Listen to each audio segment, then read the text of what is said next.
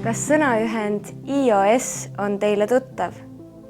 iOS tähendab inglise keeles Information Overload Syndrome, mis eesti keeles on infoväsimuse sündroom.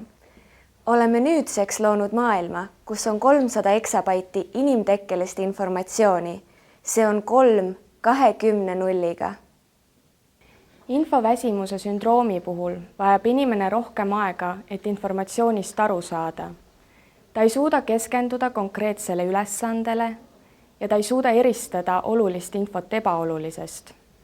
Ta kipub kiirustama, tekib motivatsioonilangus ja ärritustunne, mis võib lõppeda stressi ja läbipõlemisega. Lisaks kipub inimene tegema ka mitut asja korraga, teisisõnu rööprähklema, ja see kõik on aju jaoks kurnav.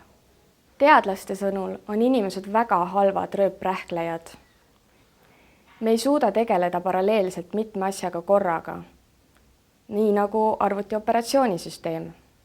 Selle asemel liigume kiirelt ühelt tegevuselt teisele ja seetõttu ei saa ükski käsil olev tegevus piisavalt tähelepanu.